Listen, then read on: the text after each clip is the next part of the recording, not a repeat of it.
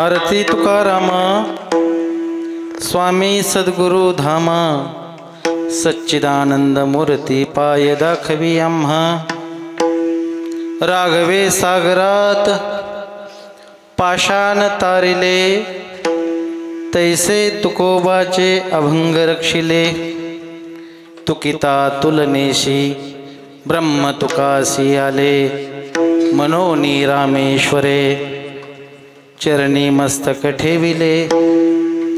आरती तुकारामा स्वामी सद्गुरु धामा सच्चिदानंद मूर्ती पाय दाखवी आम्हा पांडुरंगा करो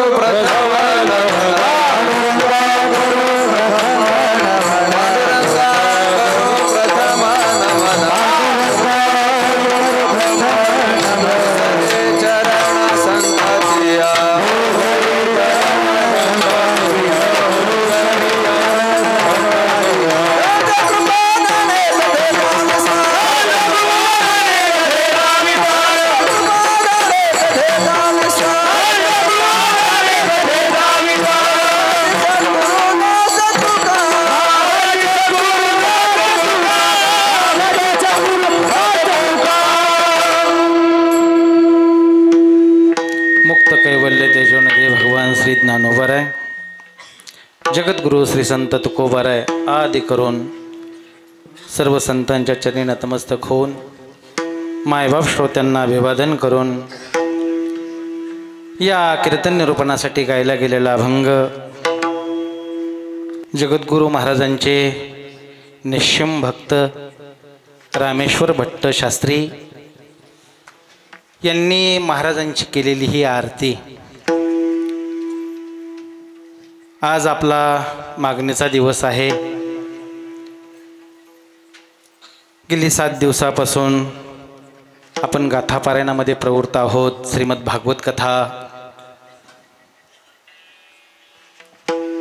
कीर्तन 7 दिवसाचा हा भक्ती महोत्सव उद्या याची सांगता जगद्गुरु महाराजांच्या दिव्य अक्षराचं चिंतन आपण सतत ऐकत असतो,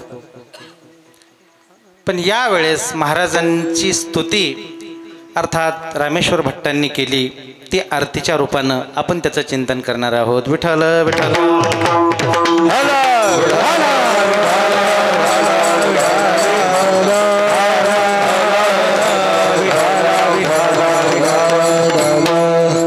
गेले अनेक वर्षापासूनचा चालत असलेला हा अखंड हरिनाम सप्ताह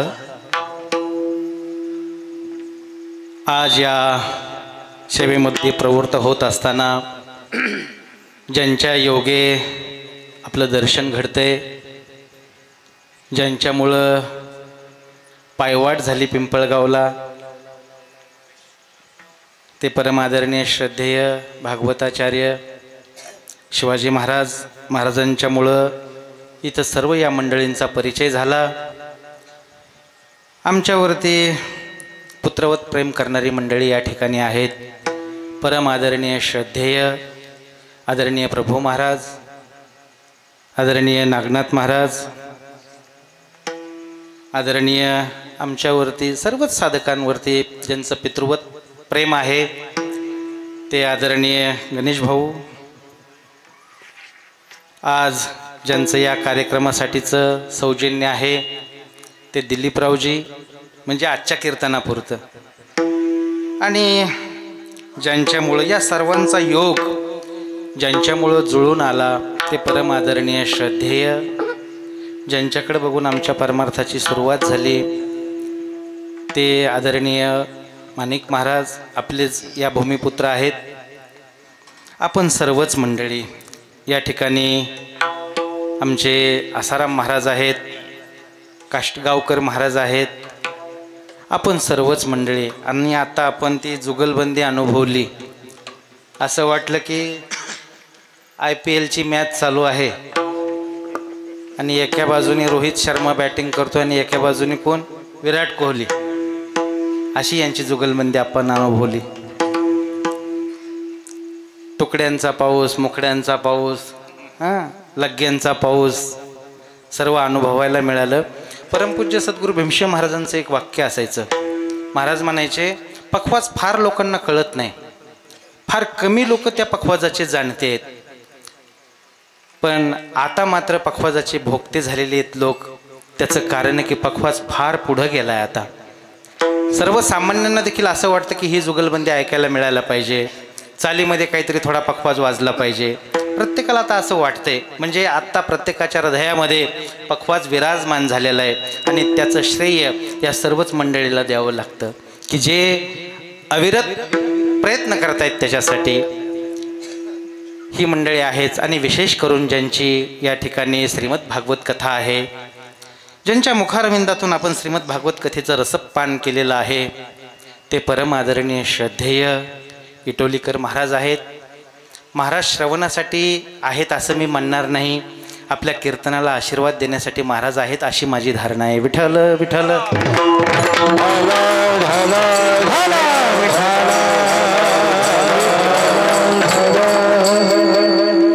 या कार्यक्रमासाठी आवर्जून ज्यांनी फोन केले, आमचे बाळासाहेब, आपण सर्वच मंडळी, माता भगिनी, देवरूप श्रोते, सर्वांच्या चरणी विनम्र भावाने अभिवादन करायचं। साऊंड सिस्टीम अगदी सर्वांच्या चरणी अभिवादन करून जसं ज्ञानोबराय तुकोबराय बुद्धी देतील त्याप्रमाणे या अभंगाचा भाव पाहण्याचा प्रयत्न करायचा आहे। विठ्ठल विठ्ठल विठ्ठल।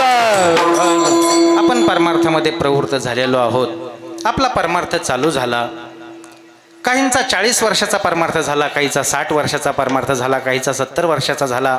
आपण परमार्थाच्या मार्गाला लागलेलो आहोत, आपण परमार्थाचे पथिक आहोत, आपला मार्ग चालू आहे, आपण मार्गक्रमणा करत आहोत, पण एका ध्येयाने आपण सर्व प्रेरित आहोत की अरे गड्या आम्हाला मोक्ष मिळाला पाहिजे।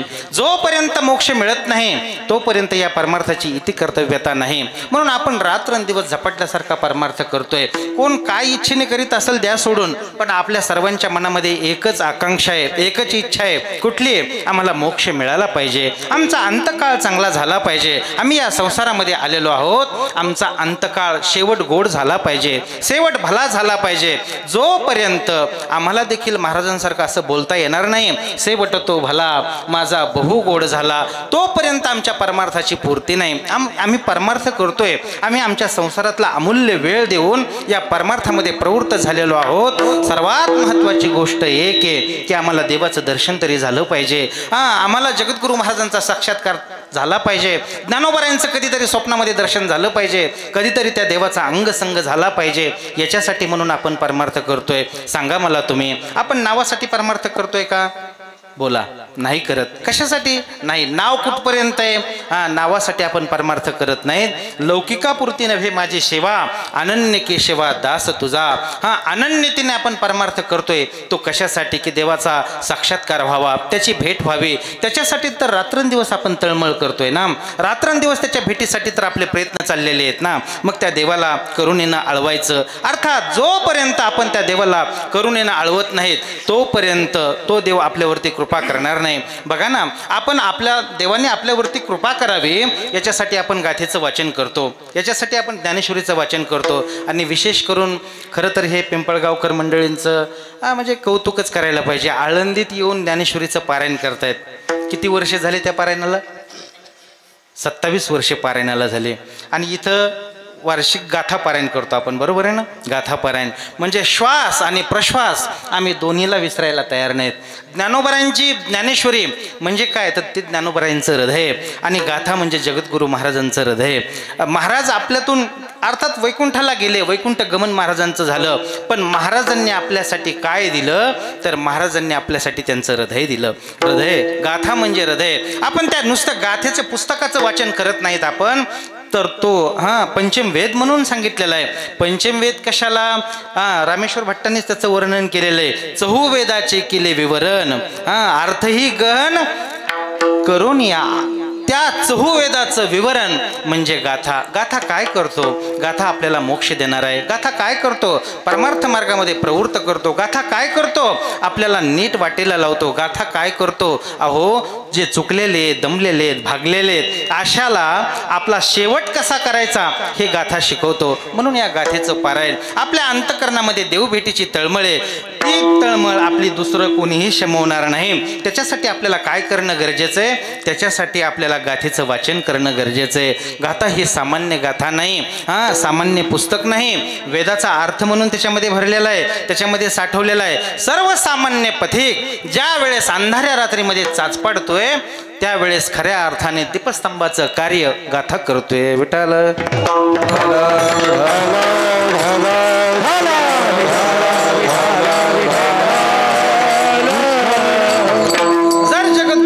आलेच नसते, त्यांचा अवतारच झाला नसता तर आपला कधीही उद्धार झाला नसता, आणि आपल्या उद्धाराची कधी कोणी काळजी केली नसती. मग आपण परमार्थाच्या वाटेला आहोत ना, तर गाथा ज्ञानेश्वरी आपला श्वास प्रश्वास असला पाहिजे. त्या मार्गाने आपण चाललं पाहिजे. कधीतरी मला गाथेची कृपा व्हावी, कधीतरी मला जगद्गुरू महाराजांची कृपा व्हावी, कारण महाराजांचं जीवन हे दिव्य जीवन आहे. कधीतरी त्या जीवनाचा साक्षात्कार झाला पाहिजे. आपल्या वारकरी संप्रदायामध्ये 2 पद्धती आहेत, संत पद्धती. एक साधक संत म्हणून सांगितले आणि एक सिद्ध संत म्हणून सांगितले. सिद्ध संतांचा विचार फार काही करण्याची गरज नाही. ज्ञानोबरायांचं जीवन हे सिद्ध जीवन आहे. बघा ना, उपजताची ज्ञानी हे वर्म जाणून ज्ञानोबरायांचा प्रवास हा सिद्ध दशेचा प्रवास आहे, आणि जगद्गुरू महाराजांचा प्रवास हा साधक दशेचा प्रवास आहे. महाराजांचं जीवन आणि आपलं जीवन मिळतं जुळतंय. बघा, ऐकताय तुम्ही माझं बोलणं, कळतंय आपल्याला. जगद्गुरू तुकाराम महाराजांचं जीवन आणि आपलं जीवन मिळतं जुळतंय. कसं मिळतं जुळतंय? आपणही संसारिक, महाराज देखील संसारिक. आपण संसार करतोय, महाराज संसार करतायत. आपल्या संसारामध्ये अडचणी आहेत, महाराजांच्या संसारामध्ये अडचणी आहेत. ऐकताय तुम्ही? आपलं कोणीतरी जातंय, कधी पत्नी जाते, मुलगा जातो, आई वडील जातात. तसंच महाराजांच्या जीवनामध्ये आई वडील गेले, आवडती पत्नी गेली, मुलगा गेला. अर्थात महाराजांचं हे साधक जीवन आपल्याला खुणावतंय. या दिशेने या, आणि जोपर्यंत देव भेटत नाही तोपर्यंत मात्र प्रयत्न सोडू नका. संकटांना संकटाचं काम करू द्या. आपण मात्र आपला परमार्थ करायचा. परमार्थाच्या वाटेवर हजारो संकट येतात म्हणून थांबायचं का? हातपाय मोडून बसायचं का? नाही. आपल्या जीवनाचा आयडॉल, आपल्या जीवनाचा आदर्श फक्त आणि फक्त जगद्गुरू महाराज असणं गरजेचं आहे. इतरांना आपण संतत्व म्हणण्याचं, संत म्हणण्याचं, त्यांच्या पाठीमागे जाण्याचं काही कारण नाही. या जगामध्ये खूप संत आहेत आणि महाराष्ट्रामध्ये तर त्याचं उभं पीक आलंय. इथले कमी काय म्हणून बाहेरचे आणखी चालूच आहेत, बरोबर आहे की नाही? पण तरी सुद्धा मला वाटतं डोळस परमार्थ जर करायचा असेल तर गाथा ज्ञानेश्वरीशिवाय पर्याय नाही. गाथा ज्ञानेश्वरीशिवाय पर्याय नाही. डोळस परमार्थ करायचा असेल तर गाथा ज्ञानेश्वरी फार महत्त्वाची आहे. आणि वारकरी संप्रदायाचा साधक कधी झुकला नाही पाहिजे, कधी वाकला नाही पाहिजे, कधी कुठल्याही दुःखाने तो दुःखी झाला नाही पाहिजे, कुठल्याही दुःखाने तो मोडून पडला नाही पाहिजे. का? आम्ही जगद्गुरू महाराजांचे अनुयायी आहेत. हिमालयासारखे दुःख आले आणि जगद्गुरू महाराजांनी ते लीलया पार केले. तशाच पद्धतीनं आपलं जीवन आहे. गाथा काय सांगते?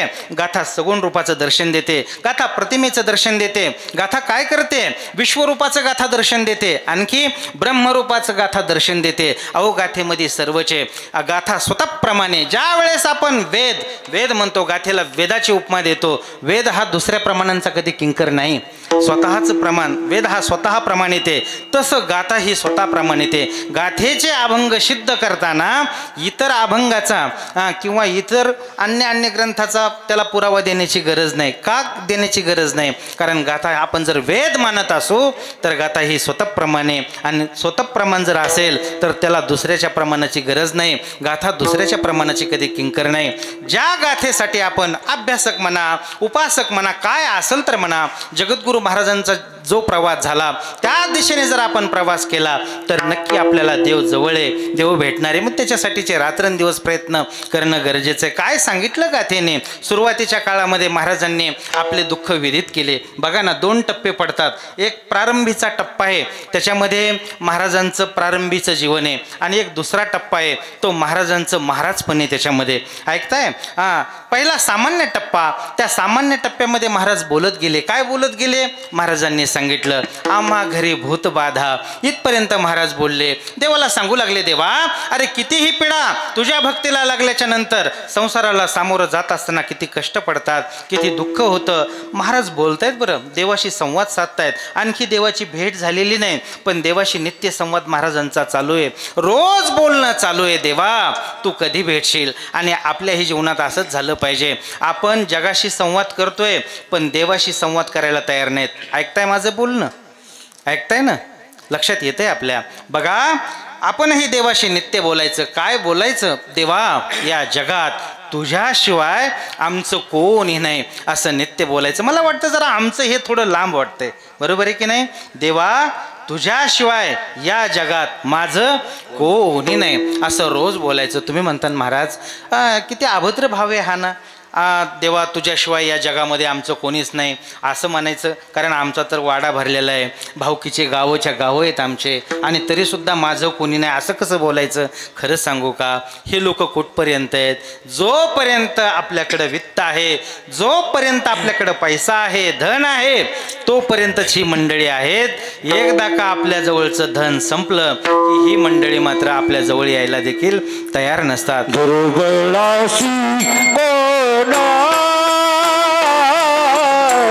जगी मानती वचना, जगी मानती वचना, जगी मानती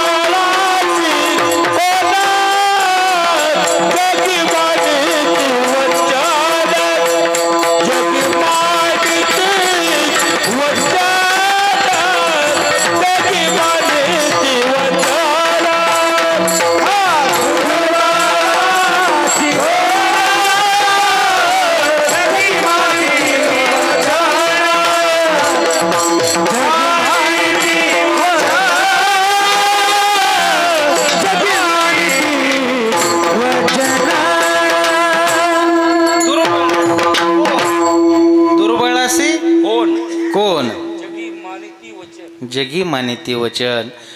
दुर्बळाचं वचन मानण्यासाठी कोणी तयार नाही. धनवंता लागी सर्व मान्यता आहे जगी, जोपर्यंत धन आहे तोपर्यंत मान आहे. बघा या धनाची पण जोवरी चरण तोवरती मध्ये माझा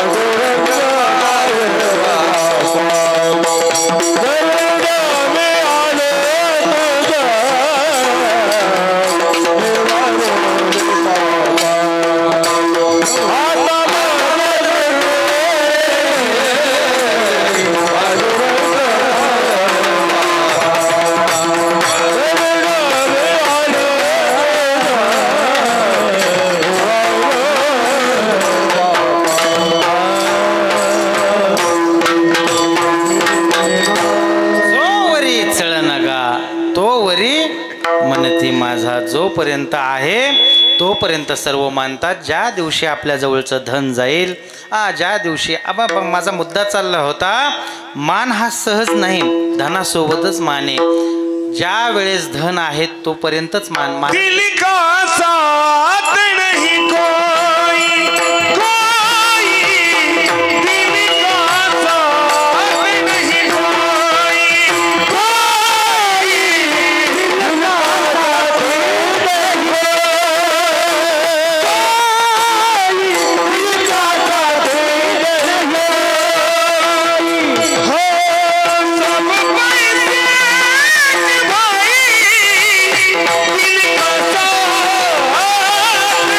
कोई, दिल का साथ नहीं हो, सब पैसे भाई, दिल का साथ नहीं कोई हो, दिल का साथ नहीं कोई, सब पैसे के भाई, दिल का साथी नाही कोई. कोणी नाही. कुठून प्रकरण सुरू झालं आपलं, इकडे वळालोत आपण सांगा. ज्यावेळेस आपलं कोणी नाही, ज्यावेळेस धन आपलं नाही, त्यावेळेस मात्र प्रमाणांचा भडीमार होतो. बरोबर आहे की नाही? कोणी नाही आपलं. हां, आपण कुठून निघालोत? देवाला नित्य बोलायचं, इथून आपण बाहेर पडलोत. येत आहे ना जागेवर सर्व? हां.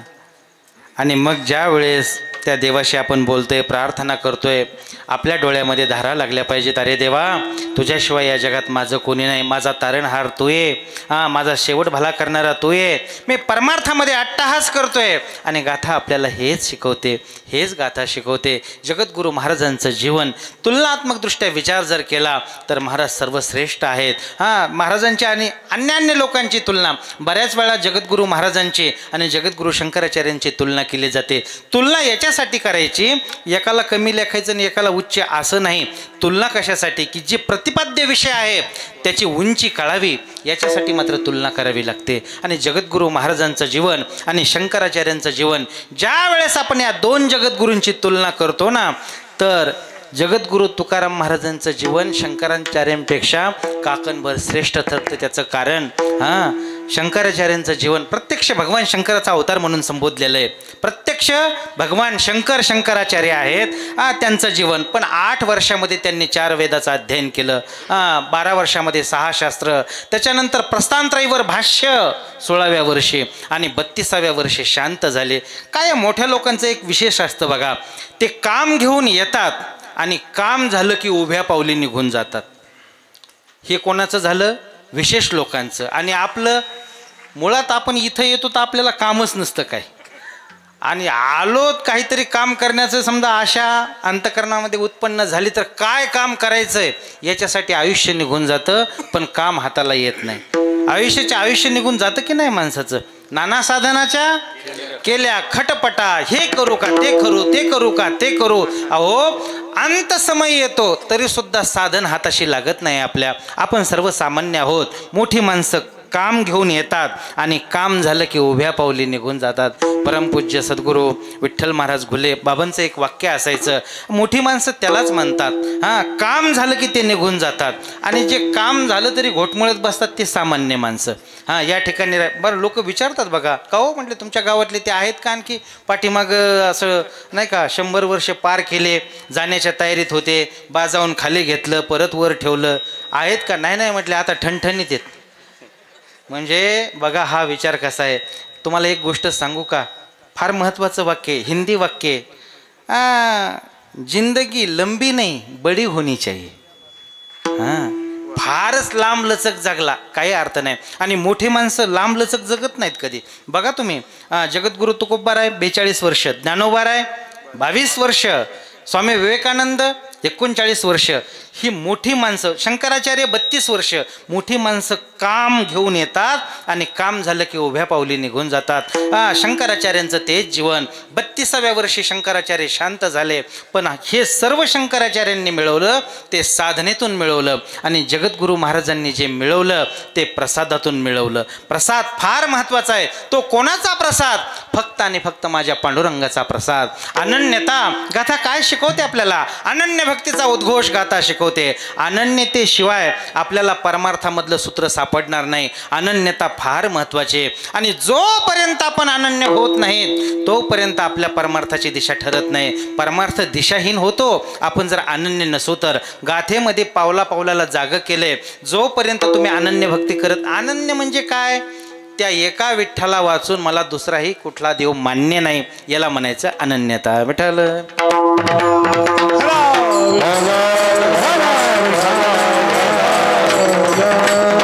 एक धरिला चित्ते आम्ही रखुमाईचा पती, आम्ही रखुमाईचा पती, आम्ही रखुमाईचा पती.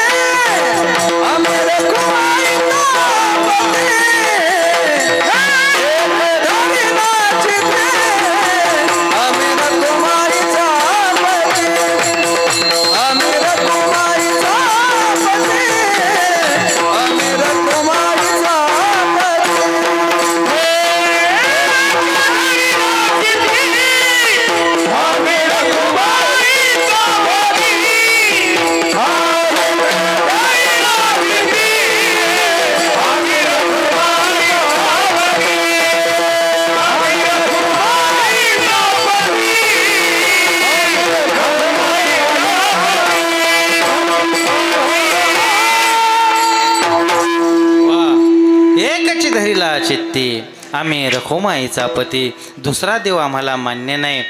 शेंदरी हेंदरी दैवते म्हणून महाराजांनी त्यांची निर्वसना केली. आम्हाला एकच देव प्रिय. अहो आम्ही जर दुसऱ्या देवाचं नाव घेऊ ना तर आमच्या जिव्हेचे 100 तुकडे होतील. शतखंड माझी होईल रचना, जरी या वचना पालटेन. आम्हा विष्णुदासा एकविध भाव, न म्हणूया देव अनेकाची. अनेकांना आम्ही देव म्हणायला तयार नाहीत. आमचा परमार्थ एकाच देवाच्या भोवती फिरतोय आणि तो म्हणजे पंढरीश परमात्मा. अनिक दैवत नेगे माझे पीत, गोड गाथा गीत विठोबा, गोड गाथा गीत विठोबा. अनिक दैवत नेगे माझे पीत, गोड गाथा गीत विठोबा.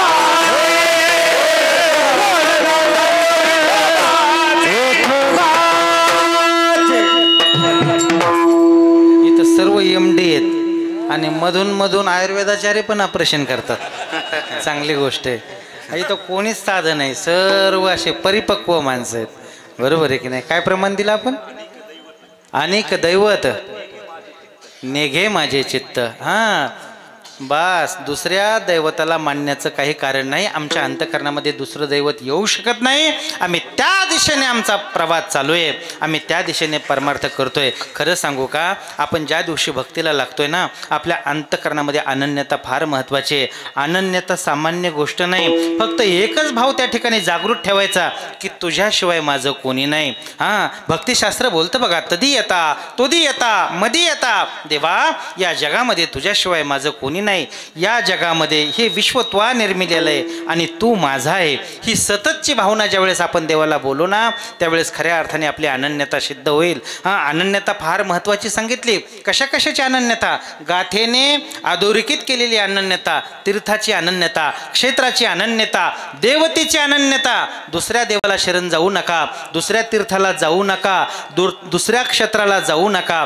जोपर्यंत आपण आपली अनन्यता सिद्ध करत नाहीत तोपर्यंत जोपर्यंत आपण देवाला आवडणार नाहीत. म्हणून वेळोवेळी अनन्यता सिद्ध करणं गरजेचं आहे. गाथा तेच बोलते, अनन्यतेचा उद्घोष केलेला आहे. गाथा म्हणजेच अनन्यता आणि अनन्यता म्हणजेच गाथा. हां, अन्य आश्रयानाम त्यागो अनन्यता. नारद महर्षींचं सूत्र आहे, महत्त्वाचं सूत्र आहे. अन्य आश्रयाचा त्याग करायचा. अन्य आश्रय म्हणून जडाचा त्याग, जीवाचा त्याग, अन्य देवतेचा त्याग, बाकी सर्वांचा त्याग करा आणि तुम्ही मला शरण या. अन्य आश्रयाचा त्याग करून जर आपण त्या देवाला शरण गेलो तर नक्की मात्र तो आपल्यावरती कृपा करतो. सर्वात महत्त्वाची गोष्ट बघा ना, आपली अनन्यता कशी कशी गढूळ होत चाललेली आहे. ज्या वेळेस आपण पंढरपूरला निघतोय, आळंदीला निघतोय, त्यावेळेस आपण ठरवतो. महाराज, एखाद्या महाराजांनी जर टेम्पो ट्रक काढला तर त्या महाराजाला म्हणतो, महाराज ती देव किती आहेत त्याच्यामध्ये. मग आपल्याकडे आहे का नाही असं सांगा, आहे ना. हां, ज्यावेळेस आपण आळंदीला वारीला येतो, आषाढीला वारीला निघतो, त्यावेळेस जो महाराज जास्त देव दाखविल आपण त्याच्याकडे जातो की नाही. पण खरं सांगू का तुम्हाला, ज्या श्रद्धेची पुरचुंडी आपण भरलेली आहे, हां, आणि ती श्रद्धा वाटीत वाटीत कुठं वाटतो आपण. मोठ्या महादेवाला जाय, छोट्या महादेवाला जाय, बालाजीला जाय, शिर्डीला जाय, पुन्हा अलीकडं शनी शिंगणापूरला जाय. श्रद्धा वाटीत वाटीत वाटीत वाटीत, अहो आपल्या श्रद्धेची पुरचुंडी त्या पांडुरंगाच्या जवळ जाईपर्यंत मोकळी होऊन जाते आणि तो मग बोलतो की तू आलाच कशाला इथं. तो श्रद्धा वाटीत वाटीत आला, तो आला कशाला. हां, आता मी सकाळपासून जर पिंपळगावमध्ये आलो आणि सांगितलं की बाळासाहेब मी तुमच्याच घरी आलो, तुमच्याकडेच मला भेटायला यायचं. म्हटलं कधी आले, म्हटलं सकाळी आलो. मग मी जर सकाळी आलो आणि तुम्हाला भेटतोय कधी 9 वाजता, मग इतका म्हणजे 10-12 तास काय केलं नाही. म्हटले मी याला भेटलो, त्याला भेटलो, त्याला भेटलो, याला भेटले, त्याला भेटले, त्याला भेटले, त्याला काही किंमत राहणार नाही. हां, तुम्ही माझ्यासाठी आले, तुम्ही माझ्याकडेच या. खऱ्या अर्थाने तिथं दखल घेतली जाईल. तसंच आपण ज्यावेळेस आपण पंढरपूरला जातोय त्यावेळेस मात्र देवा मी तुझ्यासाठीच आलो आहे, इतरांसाठी मी आलेलो नाही. अरे माझी श्रद्धेची अगोदर श्रद्धा फार थोडी आहे माझ्याकडं. हां, अगोदर श्रद्धा माझी थोडी आहे आणि ती जर मी वाटीत वाटीत आलो तर तू मला कधी पावणार नाही. म्हणून श्रद्धेची पुरचुंडी इकडं तिकडं सोडायची नाही, फक्त आणि फक्त देवाच्या चरणावरती सर्व भावे विठ्ठलची प्रमाण, सर्व भावे विठ्ठलची प्रमाण.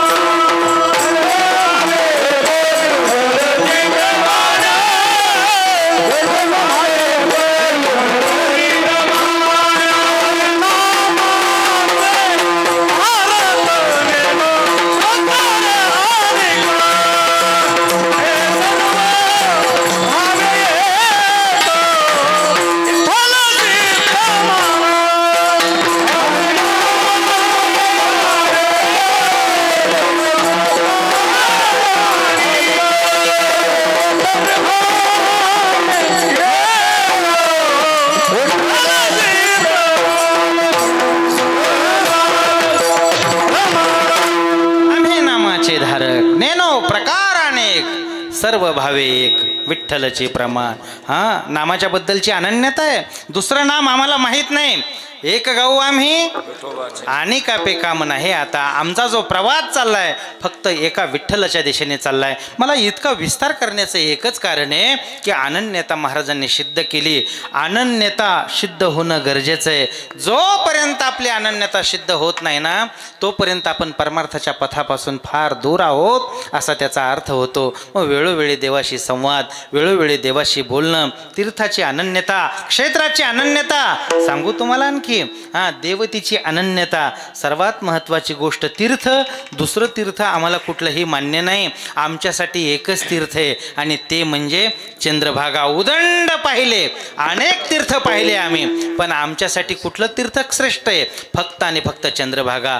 आमच्यासाठी क्षेत्र कुठलं श्रेष्ठ आहे? आमच्यासाठी दुसरं तिसरं क्षेत्र कुठलं श्रेष्ठ नाही. आमच्यासाठी पंढरपूर. ऐसी चंद्रभागा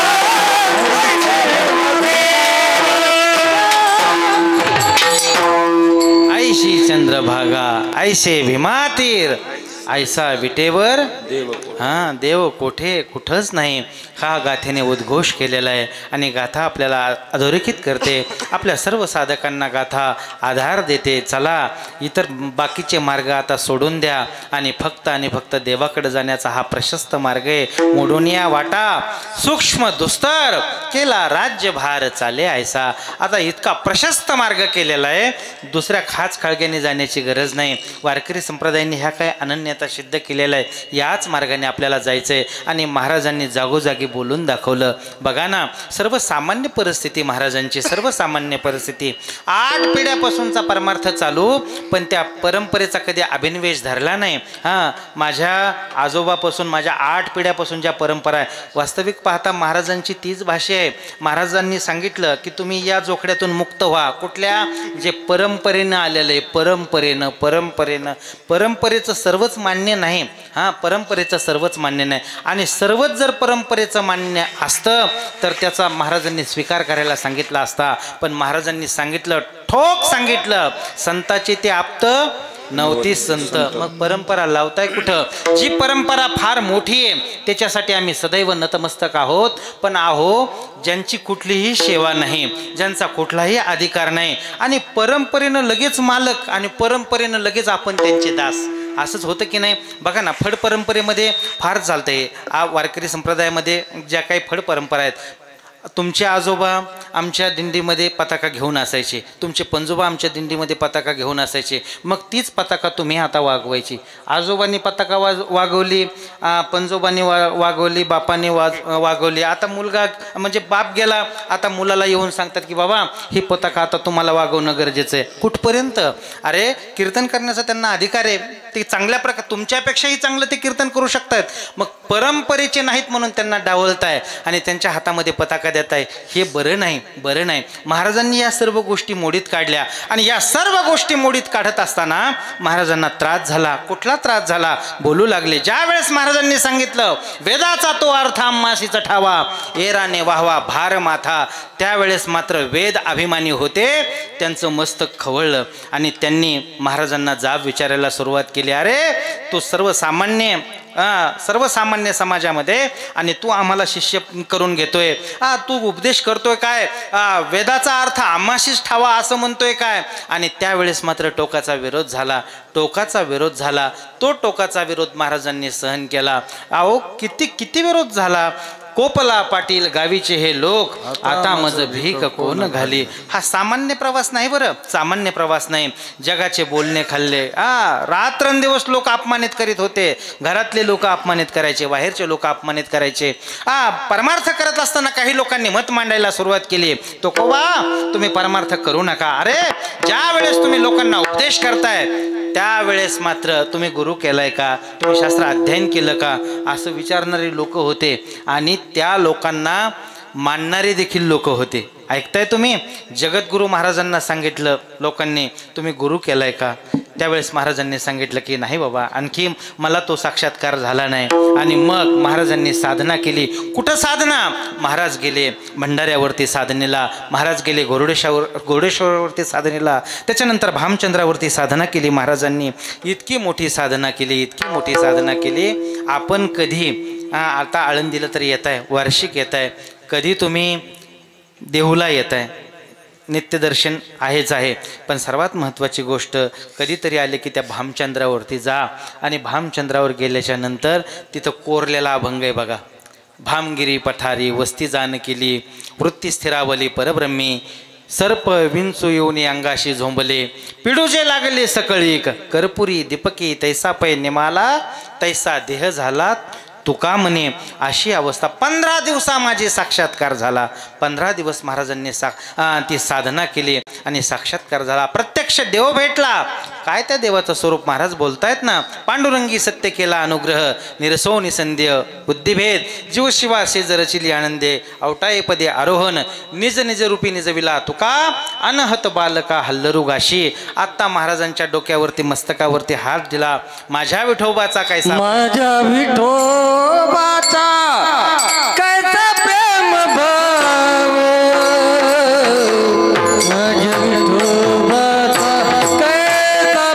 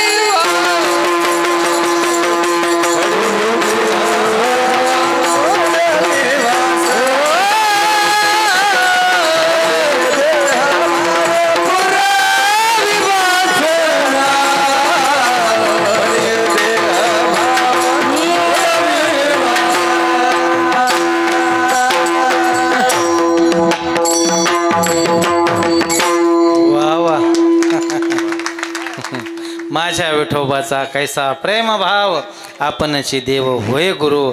प्रत्यक्ष देव आला आणि माझा माथा कुरवळला त्यांनी. अर्थात त्या दिवसापासूनची अवस्था काय झाली ऐकताय तुम्ही. झाला प्रेतरूप शरीराचा भाव, लक्षीला ठाव स्मशानेचा. खरं सांगू का, तुकाराम बोलोबा मोरे इथून जो प्रवास चालू झाला तो तुका आकाशा एवढा हा थक्क करणारा प्रवास आहे. आणि इतका थक्क करणारा प्रवास केल्याच्या नंतर एकेकाळचे कट्टर विरोधक पण ते देखील नमले, महाराजांची शरणागती केली. आणि आता महाराजांना ते त्यांच्या शब्दात बोलू लागले, अहो महाराज, आमचं सर्व बाजूंनी तुमच्यावरती प्रेम आहे. अभंगाचं पहिलं चरण. स्वामी सद्गुरु धामा, आरती तुकारामा स्वामी सद्गुरु धामा.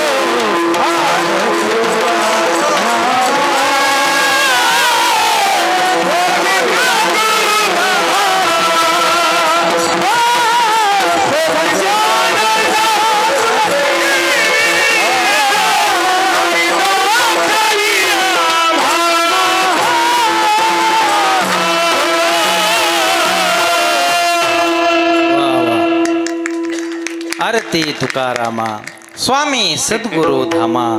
आरती केली आरती. एकेकाळचे कट्टर विरोधक, तुम्ही अभंग लिहू नका, अभंग इंद्रायणीच्या डोहात बुडवा, अशा अनेक गोष्टी अनेक बाजूनी महाराजांना छेळलं. पण ते छेळणं नव्हतं. बघा, तुम्हाला एक गोष्ट सांगू का महत्त्वाची. ज्यावेळेस आपलं देवत्व सिद्ध करायचं असतं, ज्यावेळेस देवपणा सिद्ध करायचा असतो, त्यावेळेस मात्र त्या टाक्याचे घाव सहन करावे लागतात. टाक्याचे घाव सहन केल्याशिवाय देव पण येत नाही. देव पण येत नाही. बघा ना तुम्ही, त्या सोन्याला उजळून निघण्यासाठी कसोटी आहे की नाही, त्याला घासावं लागतं की नाही, त्याच्याशिवाय त्याची चकाकी कळत नाही, त्याच्याशिवाय तो जगासमोर येत नाही. त्याच्याशिवाय त्याचं स्वरूप जगाला कळत नाही. म्हणून अगोदर महाराजांनी ह्या सर्व परीक्षा दिल्या आणि सर्व परीक्षा दिल्याच्या नंतर सर्व परीक्षेमध्ये महाराज उत्तीर्ण झाले. उत्तीर्ण झाल्याच्या नंतर त्याच रामेश्वर भट्टांनी, रामेश्वर भट्ट म्हणजे काय सामान्य गोष्ट नाही, पंडित वैदिक दशग्रंथी ब्राह्मण ते. पण त्यावेळेस महाराजांची कसोटी अर्थात परीक्षा रामेश्वर भट्टाने घेतली आणि कसोटीला उतरल्याच्या नंतर मात्र महाराज आमचं तुमच्यावरती सर्व बाजूनी प्रेम आहे. आरती, बऱ्याच वेळा आरती असा शब्द आपण बोलतोय, पण आरती जर म्हटलं तर ते पीडावाचक होईल, पीडादायक होईल. आरती, आ म्हणजे असमंत आणि र म्हणजे रत होणं. रत होणं म्हणजे प्रेम करणं. चौ बाजूनी, सर्व बाजूनी, सर्व अंगाने आम्ही तुमच्यावरती प्रेम करतोय. आरती तुकारामा.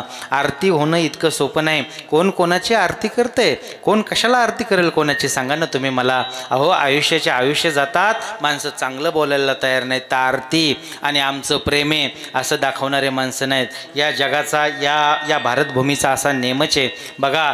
जोपर्यंत आपल्याकडे, आपण आत्ता मगाशी बोलून गेलो हा विषय, एखाद्या माणसाला मोठं करतोय आपण, मोठं करतोय, त्याला सामान्यातून विशेष बनवतोय आणि ज्या वेळेस तो विशेष होतो ना त्यावेळेस मात्र ज्यांनी कोणी मोठं केलं त्यालाच तो विसरून जातो. आत्ता बघतोय आपण काय चाललंय महाराष्ट्रामध्ये, आपल्याला सर्वांना ज्ञात आहे. अहो कुठलीही परिस्थिती नसताना काही माणसांना शेंदूर फासला आणि माणसं त्यांना देव केलं आणि तेच देव आज ज्यांनी कोणी शेंदूर फासला त्याच्यावरती उलटायला तयार आहेत की नाही. हा जगाचा नेम आहे बघा, जगाचा नेम आहे हा. हे चालूच असणार आहे, चालूच राहणार आहे. पण सर्वात महत्त्वाची गोष्ट की ज्या वेळेस महाराजांना विरोध केला, टोकाचा विरोध केला, पण टोकाचा विरोध संपल्याच्या नंतर आता मात्र आम्ही तुम्हाला शरण आलेलो आहेत. आम्ही आता आमची सपशेल शरणागती आहे. आता मात्र आम्ही तुमच्यावरती चौ बाजूने प्रेम करतोय. आरती, रत होणे, सतत प्रेम करणे, जीव ओवाळून टाकणे, अशा आशयानं महाराजांची ती आरती. वास्तविक पाहता संसारामध्ये आपलं जीवन जाते, आपलं जीवन शेवटचे श्वास, शेवटच्या घटका येतात, पण आपल्याला चांगलं कोणी म्हणायला तयार नाही. हा संसाराचा नेम आहे. ज्या संसारामध्ये आपण राहतोय तुम्ही मला सांगा, त्या संसाराने कोणाच्याही सुखाचं बिल फाडलं नाही. ऐकताय तुम्ही? माझं बोलणं महत्त्वाचं आहे, ऐका. बघा ना, आपण संसार करत असताना आपण प्रेम वाटीत चालतोय, प्रेम वाटीत चालतोय. कुठं कुठं प्रेम वाटतोय आपण? प्रेम वाटतोय पत्नीला, आपण प्रेम वाटतोय मुलाला, आपण प्रेम वाटतोय आपल्या नातेवाईकांना. पण खरं सांगू का, हेच जर प्रेम जपून ठेवलं आणि देवाच्या दिशेने किंवा संतावरती आपण जे प्रेम केलं, खऱ्या अर्थाने शेवट आपला चांगला होईल. पण आपण असं करत नाहीत. पत्नीवरती प्रेम आहे, बरं ते कुठपर्यंत प्रेम टिकणार आहे? ऐकताय ना तुम्ही? कुठपर्यंत प्रेम टिकतंय? मला तर काही सूत्रच कळालेलं नाही बघा. म्हातारीचं आणि म्हाताऱ्याचं शेवटपर्यंत जमतच नाही. तुमच्या पिंपळगावमध्ये जमतंय का? म्हातारं पाहिलं की म्हातारीला तिडक उठते आणि म्हातारी पाहिली की म्हाताऱ्याला तिडक उठते. असं वाटतं ही कधी समोरून जाईल. बरं कशाहून भांडणं, कशाहूनही भांडणं? भांडणाला काही कारणच नाही. ज्या केसासाठी बघा तरुण वयामध्ये त्या केसाचं वर्णन करण्यासाठी तास तास घालवलेले असतात. ऐकताय तुम्ही? आता गेले बघा ते गायक नाही का, त्यांनी फार छान वर्णन केलं होतं. चांदी जसं रूपे म्हटले तुझं, सोने जैसे बाल. पंकज उदास. म्हणजे तारुण्यामध्ये असं केस तेच नाही, चांदीचंच रूपे म्हटले ते केस, सोने जैसे बाल. आणि तोच बाल पांढरा झाल्यावर टाटाच्या समोर पाडला की म्हाताऱ्याची आग पाखड होती. की अरे तुझे केस आमच्या जेवणात. ज्या केसाचं तारुण्यामध्ये कौतुक केलेलं असतं आज त्याच केसाची घृणा येते. हे संसारात असं घडतच राहतं. बघा ना तुम्ही, एक म्हातारा फार त्रास द्यायचा. फार त्रास म्हणजे पहाटे 4 वाजता जेवायला लागायचं त्यांना, पहाटे 4 वाजता. बरं जेवायला म्हणजे साधं लागत नव्हतं. ऐकताय ना तुम्ही आता? साधं जेवायला लागत नव्हतं, वाटून घाटून त्याला जेवायला लागायचं. मग आता तुम्ही समजून घ्या वाटण आणि घाटण कसं असते.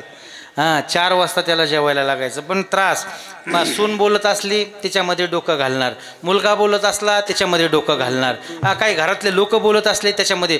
त्रस्त करून सोडलं होतं म्हाताऱ्याने. सर्व घरदार त्रस्त करून सोडलं. वय झालं होतं, वय परत्वे. त्या म्हाताऱ्याचं निधन झालं.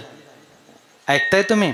म्हाताऱ्याचं निधन झाल्याच्या नंतर सर्व मंडळी जमा झाली, रडारड सुरू. ते ठरलेलं असतं सर्व. काय ठरलेलं असतं? काही रडणारे माणसं स्पेशल असतात, त्यांना थांबवणारे माणसं स्पेशल असतात. रडू नका. काही पाहुण्यांना फोन करणारे स्पेशल असतात, काही तयारी करणारे स्पेशल असतात. सर्व तयारी झाली. म्हाताऱ्याला त्या काय म्हणतात त्या ताटी तिरडी, त्या तिरडीवरती टाकलं, उचललं आणि आता निघाले. भला मोठा वाडा होता, त्याला मोठा उंबरा होता. बस खांदेकरी निघाले आणि पुढच्या खांदेकऱ्याचा पाय त्या उंबऱ्याला लागला, ठेच लागली. ठेच लागल्याबरोबर म्हातारा जिवंत. हां, म्हातारा जिवंत. परत मग आता ते सर्व सोपास्कार झाले. परत त्या म्हाताऱ्याला तुम्ही बारीक ऐकलं तर कळेल हे. म्हाताऱ्याला परत आतमध्ये आणलं. परत पंचवार्षिक काढली म्हाताऱ्याने. 5 वर्षे जगला. परत तेवढाच छळ त्या घरच्या लोकांचा सर्वांचा. कोणाला बोल, कोणाला शिव्या दे, कशाहून उशीर झाला म्हणून शिवी, सुरूच त्याचं. 5 वर्षे काढली. पण 5 वर्षाच्या नंतर आता तग धरीत नव्हतं, कारण शरीर जीर्ण झालेलं होतं. बास 5 वर्षानंतर बाबा गेले. पुन्हा तेच सोपास्कार, रडारड सुरू झालेली. कोणी थांबवतंय, कोणी पाहुण्यांना फोन करतंय, कोणी तिरडी बांधतंय. म्हाताऱ्या तिरडीवर बांधलं. आता अंतयात्रा निघाली. अंतयात्रा निघाल्याबरोबर एक 8-10 पावलं पुढं गेले की म्हातारी मागूनच पळत गेली आणि पुढच्या खांदेकऱ्याला सांगितलं, तेवढा पुढचा उंबरा सांभाळ म्हटली. तू मागच्या वेळेस उंबरा सांभाळला नाही तर पुन्हा 5 वर्ष त्रास झाला. हां, असे संसार करत असताना लोक मेल्याच्या नंतर सुद्धा मरू द्या म्हणतात. पाठीमागचा विचार नाही. जर जिवंत झाला तर पुन्हा आनंद उत्सव करणारे लोक नाहीत. अहो, त्याला जाऊ द्या म्हणणारे लोक आहेत. आपण कुठल्या लोकांमध्ये राहतोय की ज्या लोकांमध्ये राहिल्याच्या नंतर प्रेमाचा परतावा आपल्याला मिळत नाही. आपण अशा लोकांमध्ये प्रेम वाटतोय. ज्या ठिकाणी आपल्याला प्रेम वाटायला पाहिजे अशा ठिकाणी मात्र आपण प्रेम वाटायला तयार नाहीत. बघा ना, तारुण्य आपलं असंच जाते. कसं जातंय तारुण्य? एक सदर होतं, तो सध्या काय करतो या सदराखाली, तो काय करतो या सदराखाली. काही तरुण मंडळी या ठिकाणी कीर्तनाला आलेले आहेत. खूप चांगली गोष्ट आहे. जर आपण मन लावून कीर्तन ऐकलं तर लक्षात येईन आपल्या. तुम्हाला सांगू का, ते सदर आहे, तो काय करतो? काय नाही म्हटले, सकाळी तो उठतो. बरं, माझा मी मुद्दा सोडून नाही बोलत, बरोबर मुद्द्यावरती बोलणार आहे. ऐका तुम्ही. तो सध्या काय करतो? ते सदर म्हणतं काय नाही, तो सकाळी 9ला उठतो, कडक पाण्याने आंघोळ करतो. तरुणाचं बरं का. हां, कडक पाण्याने आंघोळ करतो, मळलेली जीन्स आणि कडक शर्ट घालतो, हातामध्ये त्याच्यात तांब्याचं कढई, चंद्राकृती तो गंध लावतो आणि मग तो घरचा नाश्ता नाही म्हटले गावात जातो नाश्ता करण्यासाठी. काय करतो तिथं गेल्याच्या नंतर मग भाऊची मिसळ, अन्नाची मिसळ, त्याला तरीच आवडतंय, साधं त्याला चालत नाही. बास मग ते नाश्ता झाल्याच्या नंतर तो भाऊच्या कार्यालयामध्ये पेपर वाचण्यासाठी जातो. पेपर वाचतो म्हणजे काय करतो? तो अग्रलेख थोडाच वाचतो. खुनाच्या बातम्या वाचतो, बलात्काराच्या बातम्या वाचतो, कुठं काय घडलं, सट्टा कुठं लागला, कुठल्या लोकांनी किती ड्रग्ज जप्त केलं, या सर्व बातम्या वाचून झाल्याच्या नंतर 1 वाजलेला असतो. तो भाऊच्या कार्यालयामध्ये असतो. अण्णाचं काम करतो, भाऊचं काम करतो, दादाचं काम करतो, कोणाचे आधार कार्ड पोच करतो, कोणाचे काही किट्स राहिलेले असतील ते देतो आणि 1-2 वाजले की मग परत तो घरी येतो. घरी आल्याच्या नंतर काय करतो? काही करत नाही. आता तो शांत झोपलेला असतो. शांत, हो, 4 वाजेपर्यंत तो शांत झोपतो आणि 4 वाजता परत तो उठतो, परत तो फ्रेश होतो, परत चंद्राकृती गंध लावतो आणि परत चौकामध्ये येतो. सोन्या, गण्या, मन्या हे त्याची वाट बघत उभे राहिलेले असतात आणि तिथं आल्याच्या नंतर मग काय त्यांच्या विशेष गप्पा असतात का? नाही. मग आता पाडव्याची तयारी, दसरा मेळाव्याची तयारी, येऊन येणार कोण, ह्या गगनभेदी घोषणा तो देत राहतो. दुसरं काहीच नाही त्याच्या डोक्यामध्ये. परत 7-7:30 वाजता IPLचा तो सट्टा लावतो आणि सट्टा लावल्याच्या नंतर कधी सट्टा हारतो, कधी सट्टा जिंकतो. असं केल्याच्या नंतर काही थोडेफार पैसे मिळाले तो ढाब्यावरचं जेवतो. त्याला घरातलं जेवण चालत नाही. रोज ढाब्यावर, रोज बाहेरचा नाश्ता. रात्री 12 वाजता तो घरी येतो. थकलेला बाप असतो, थकलेली आई असते, दिवसभर त्यांनी काम केलेलं असतं. दार वाजवतो आणि दार वाजवल्याच्या नंतर आतून आवाज येतो. कोण? म्हणतोय मीच. दार उघडा. अरे बाप दार उघडतो आणि बोलतो, बाळा अरे किती वाजले? 12 वाजेपर्यंत तो बाहेर राहतो. दिवसभर आम्ही काम करतोय. तुझी बहीण बिना लग्नाची आहे, आणखी तिचं लग्न होत नाही, तिच्याकडे लक्ष दे जरा. अरे आम्ही सर्वच आता दुर्बल झालोत, आमच्याच्याने काम होत नाही, तू जरा कामाला लाग, काहीतरी कर. अरे आतापर्यंत तुझं जीवन असंच चाललेलं आहे. त्यावेळेस तो बापावर गुरकतो, सांगतो तुम्ही माझ्यासाठी काय केलं? गावाकडची जमीन विका, मला गाडी घेऊन द्या, कुठंतरी मी गाडी चालवतो, माझ्या पद्धतीनं मी जीवन जगतो. काय करतो तो? परत झोपतो. त्याचा नित्यक्रम असाच चाललेला असतो. पाहता पाहता 28, 29, 32, 35 तो 40 वर्षाचा होतो. ते सदर म्हणतं तो काय करतो काय नाही हो. बाहेरचं खाऊन त्याच्या किडन्या गेलेल्या असतात, दारू पिऊन त्याचं लिव्हर गेलेलं असतं. आता मात्र त्याचा फोन उचलायला कोणी तयार नाही.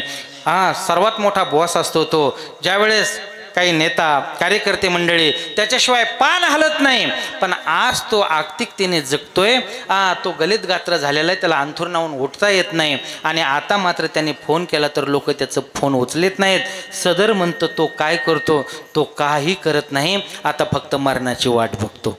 तो आता मरणाची वाट बघतो. तुम्हाला सांगू महत्त्वाची गोष्ट, आपलं तारुण्य देवाच्या दिशेने गेलं पाहिजे. आपलं तारुण्य आपण प्रेम करतोय, देवाच्या दिशेने प्रेम केलं पाहिजे. आपल्याला जर असं वाटत असेल की शेवट आपला चांगला व्हावा, आपली कोणीतरी आरती करावी, आपल्याबद्दलची कोणीतरी प्रशंसा करावी, तर ह्या सर्व गोष्टी करणं गरजेचं आहे. चांगलं वागणं गरजेचं आहे, सुसंस्कारित असणं गरजेचं आहे. जोपर्यंत आपण संस्कारित जीवन जगत नाहीत तोपर्यंत आपल्याला मान नाही. जोपर्यंत आपण चाकोरीबद्ध जीवन जगत नाहीत तोपर्यंत आपल्याला मान नाही. आपला जर मान सोहळा असं जर व्हावं वाटत असेल तर सर्वात महत्त्वाची गोष्ट आपण चांगलं वागलं पाहिजे. आपल्या तारुण्याचा काळ तुम्हाला सांगू काही गोष्ट, मरून जगणं आणि जगून मरणं दोन गोष्टी आहेत बरं. मरून जगणं आणि जगून मरणं. जगून मरण्यामध्ये आपण येतोय, जगायचं आणि मरायचं कोणी दखल घेत नाही. पण मेल्याच्या नंतर सुद्धा हजारो वर्ष माणसं जगतात. खऱ्या अर्थाने त्याला जगणं म्हणतात. उत्तमाची उरी कीर्ती मागे, उत्तमाची उरी कीर्ती मागे.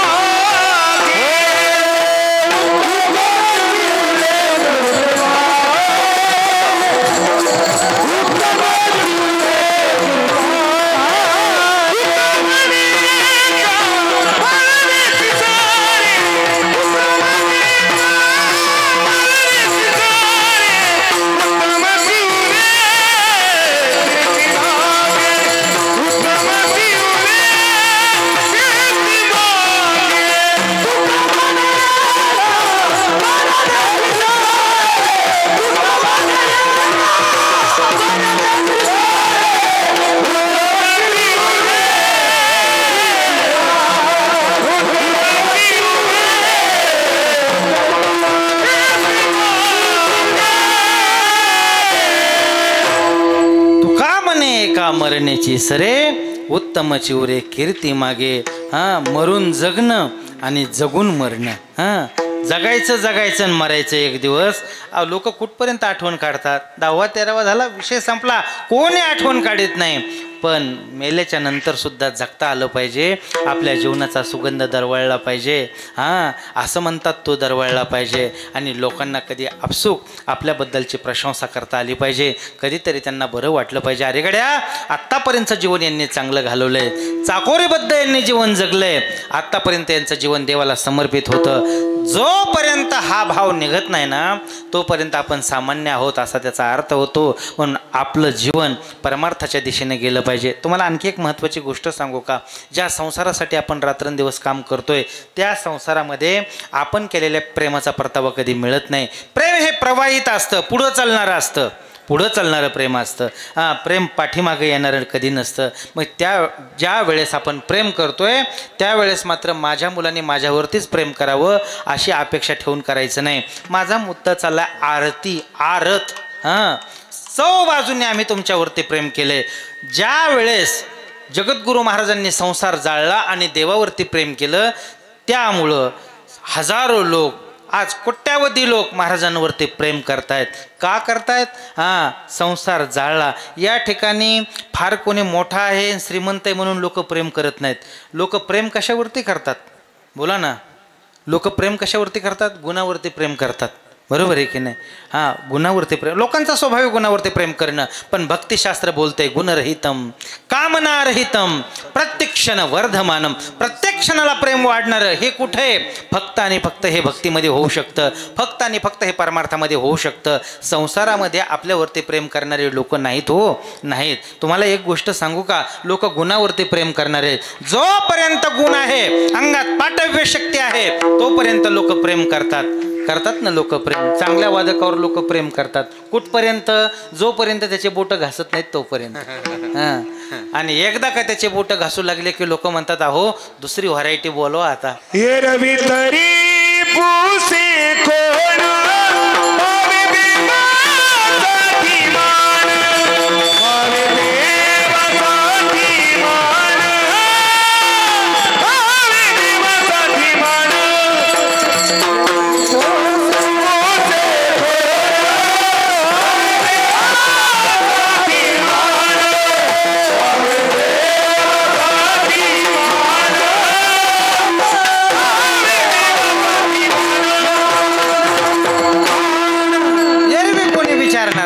पण देवासाठी अर्थात प्रेम करणारी, प्रेम ही संकल्पना फार मोठी आहे. लोक प्रेम कुठपर्यंत करतात?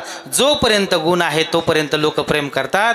ज्या दिवशी गुण संपल त्या दिवशी लोक प्रेम करत नाहीत. तुम्हाला सांगू, जसं वादकाचं तसंच गायकाचं आहे. आवाज थरथर करू लागला, स्वर लागत नाहीत. आता लोक म्हणतात नाही आता दुसऱ्यांना बोलवा. बरोबर. मग ते माझं प्रेमाचं गाव, प्रेमाचे लोक, हे सर्व विसरून जायचं. बरं, फार काळ रमायचं नाही त्याच्यामध्ये.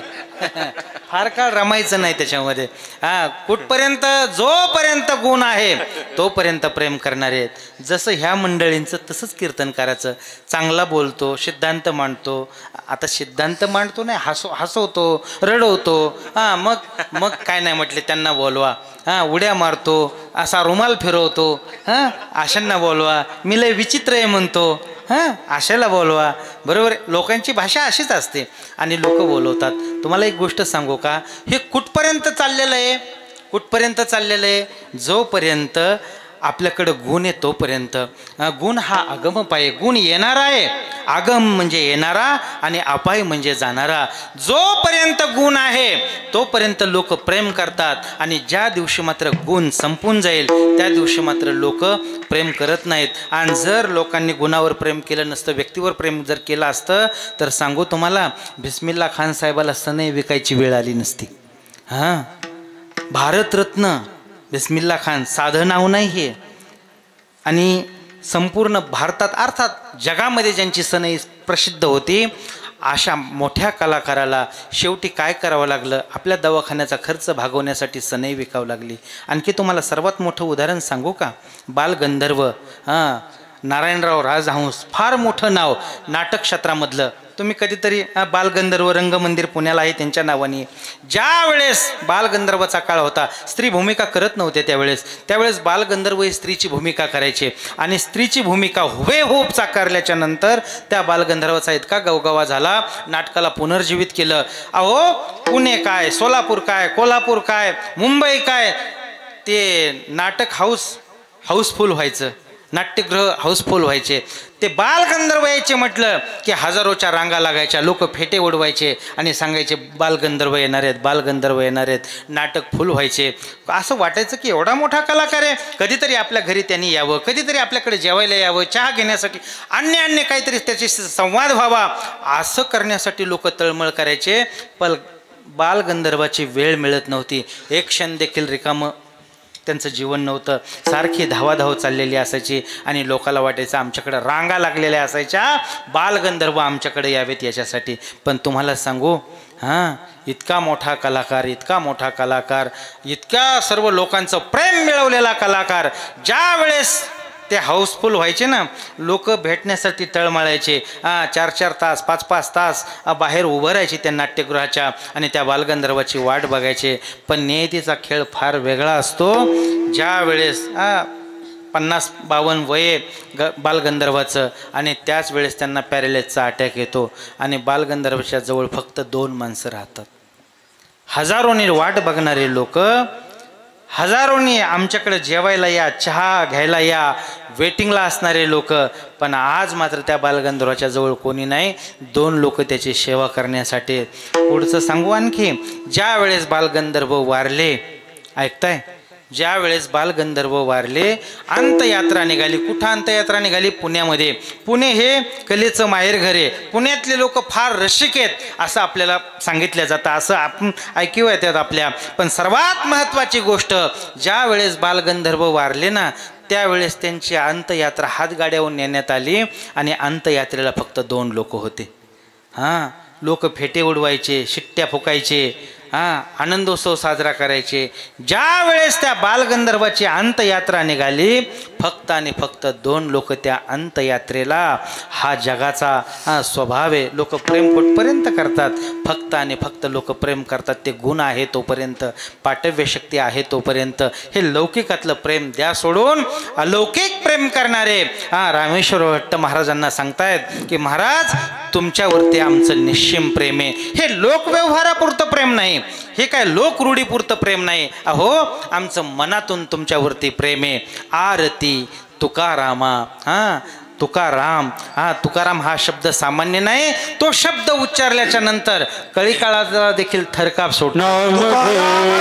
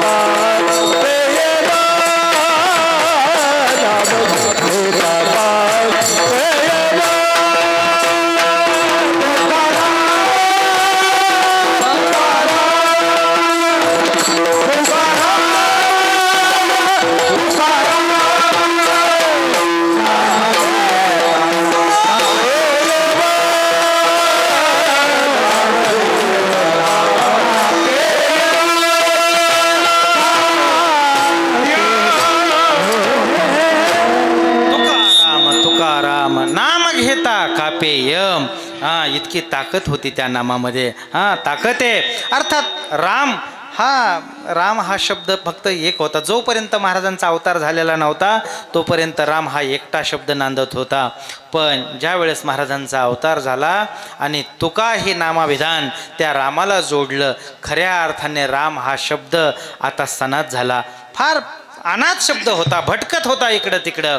पण ज्यावेळेस तुका राम तुकाराम हा शब्द एकत्र आला आणि खऱ्या अर्थाने राम या शब्दाला सार्थक झालं. राम हा शब्द उपयोगात आला. तुकाराम. आरती तुकारामा. बस महाराजांची आरती तुकाराम हे नामविधान. आरती तुकारामा. त्याच्यानंतरचे जे काही प्रयोग केले शब्दाचे, स्वामी कोणाला म्हणायचं? स्वामी कोण असतो? अहो जो इंद्रियावरती विजय मिळवतो त्याला स्वामी म्हणायचं. त्याला स्वामी म्हणायचं.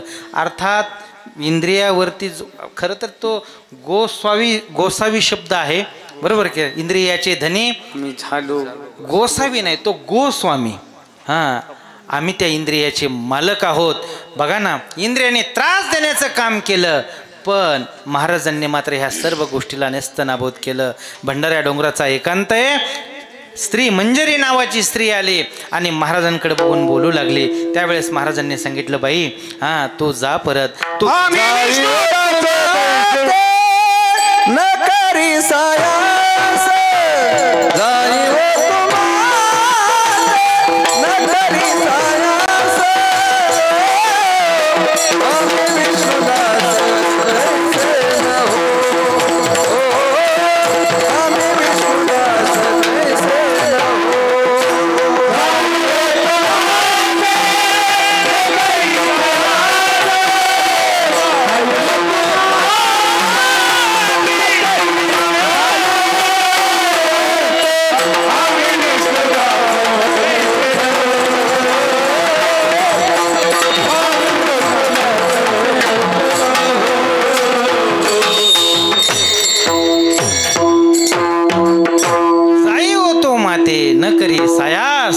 विष्णुदास तैसे न हो.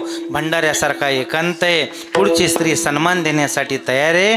पण महाराजांनी सांगितलं, बाई आज तू ज्या नेत्राने मला खुणवते ना ते तुझे मृगनयनीसारखे डोळे, पण म्हातारपणी त्याच्यातून घाण वाहू लागेल. आज चाफेकळीसारखं नाक आहे तुझं, म्हातारपणी त्याच्यातून घाण वाहू लागेल. सर्वात महत्त्वाची गोष्ट, आज तुझे हे केस भुरभुर उडत आहेत, म्हातारपणी या केसाच्या आंबाड्या झालेल्या असतील. आज जी त्वचा तुझी चमकते ना, म्हातारपणी ही त्वचा तुझी गोदडीसारखी लोंबेल. त्याच्यामुळं जाई हो तू माते न करी सायास, आम्ही विष्णुदास तैसे न हो. याला काय म्हणायचं? कामावरती विजय मिळवणं म्हणायचं. सांगू तुम्हाला, कामावरती विजय मिळवणं, क्रोधावरती विजय मिळवणं, लोभावरती विजय मिळवणं, ह्या सर्व गोष्टी घडल्या महाराजांच्या बाबतीमध्ये. अर्थात आरती तुकारामा स्वामी. कशाचे स्वामी? अहो क्रोधावरती विजय मिळवला, क्रोधाचे स्वामी. कामावरती विजय मिळवला, कामाचे स्वामी. पायदळी तुडवलं त्याला. सांगू, या जगाला जो काळ खातोय आणि रात्रंदिवस आपण त्या काळाच्या भीतीने दडून बसतोय, महाराजांनी प्रतिज्ञा केली आणि तो काळ गुलाम सलाम करी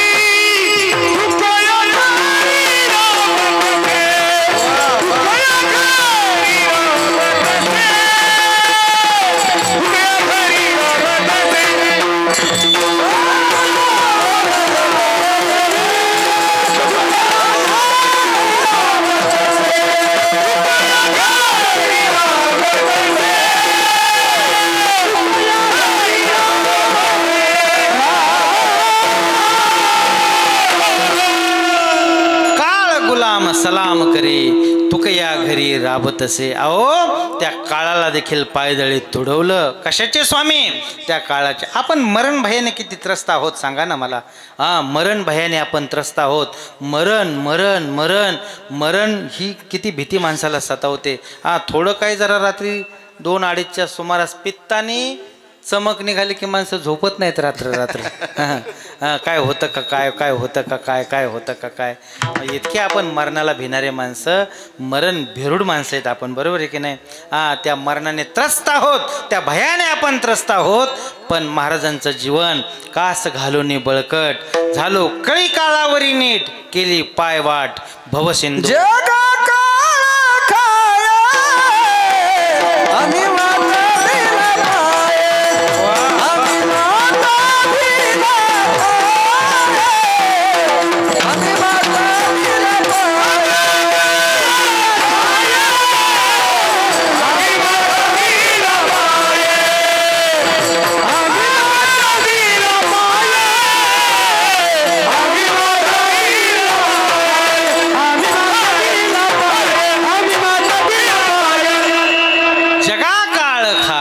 आम्ही माथा दिला पाय.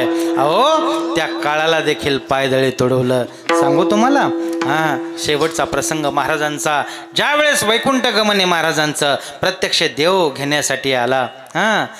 शंख चक्र गदा पद्म पैल आले पुरुषोत्तम, नाभी नाभी भक्तराया वेगी पावलो सखया. आलाय प्रसंग आता 8 दिवसावरती, नाही का, बेजेचा प्रसंग महाराजांचा. तो दिव्य चमत्कार येतो, दिव्य चमत्कार.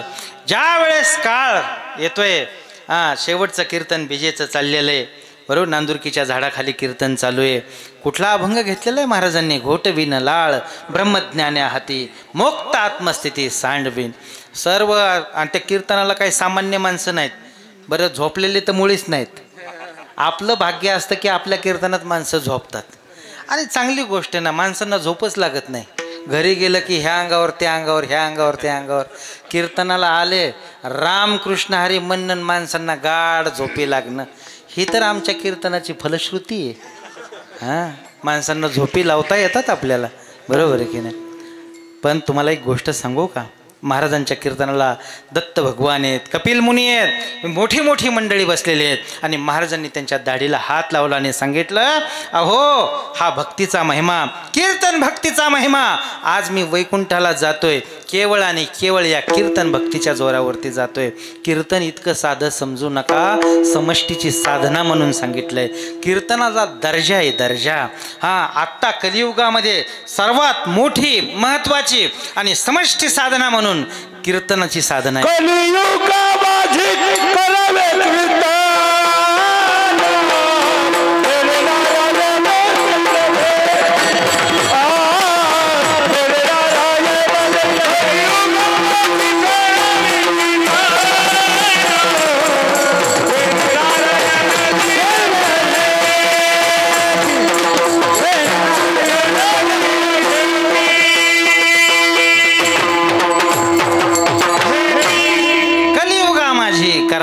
कीर्तन तेने नारायण देईल भेटी. इतकी जाज्वल्य साधन आहे. कीर्तन भक्ती ही सामान्य भक्ती नाही, पण दुर्दैवाने त्याला ग्रहण वेगळं लागलंय. ऐकताय तुम्ही? आणि खरंच सांगू का, जोपर्यंत समाज सजग होत नाही, आम्हाला गर्दी नको. कीर्तनामध्ये गर्दी नको, आम्हाला श्रोता पाहिजे. हां, गर्दी कशासाठी? गर्दी कीर्तनाला गर्दी, रात्री लयच गर्दी होती म्हटले.